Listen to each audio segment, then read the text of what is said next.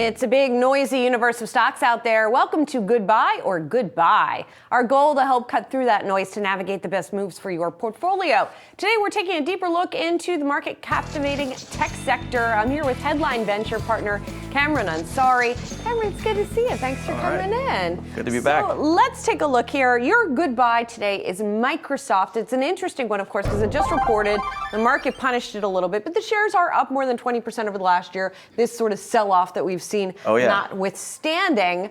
And I know you like big tech generally, but so we'll use Microsoft sort of as a representative, right, in this case. And the valuations have come in, as I mentioned. You know, Microsoft got punished after its earnings, but generally we've seen tech stocks come down. Oh yeah, look, I mean, Microsoft itself, obviously big run up this year. They're down 10% almost in the past month. So I think it's an opportunity for folks to come into these big names, the FANG names, the Magnificent Seven, however you want to define them. They're all down about 5 to 10% in the past month or so. You're talking hundreds of billions of dollars of market cap kind of wiped off very casually as investors have rotated to more kind of Russell 2000 and traditional sectors away from tech. So I think it's a buying opportunity because these companies are still doing tremendously well.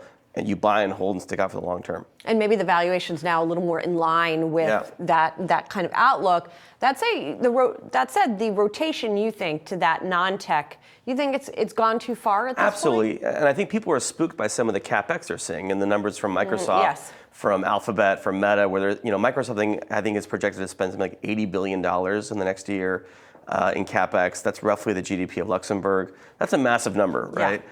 And it scares people, but the truth is, we're in the early innings of the AI revolution, and I think, you don't build a house by putting in the fixtures and the paint and the art. You put in the concrete, the foundation, the steel, and that's what these companies are doing. They're spending now for the future. So it's going to be a heavy capex period, but I think you buy and hold these names for the long term. Okay, and let's talk a little bit more about that, laying the foundations for AI here. So is there, though, a situation, as they're building the foundations, they're also going to be revenue generating. Sure.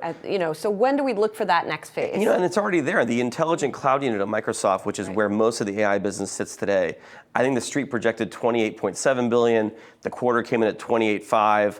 They missed by inches, but this company's still ahead by miles. So let's not, I think, lose that perspective. Gotcha. So the revenue's there too. It's going to be on the come, right? A lot of the revenue from the AI businesses in these companies is still going to be forthcoming. That said, it's not without risk. We always like to point out what could go wrong here. And we could see a continued rotation. There's been a little bit of trepidation, too, that the AI story, leaving even the stock prices aside, was a little overdone. Was overbought, and people kind of got too excited about it. And I think, it is going to be maybe one of these things where it's kind of, 2 steps forward, 1 step back, where investors are going to take a moment to pause and move to other sectors and maybe safer spaces. But I think, again, if you buy and hold and look, zoom out for the long term, these are great investments. These companies are built to last. So let's talk about the stock you do not like as much, and that is Groupon, which, to be honest, I haven't talked about in quite a long time. I know, neither did I. These shares are actually up quite a bit over the last year. If I pulled out this chart longer, though, it would be a collapse in the shares over the past 5 years and over the maximum time.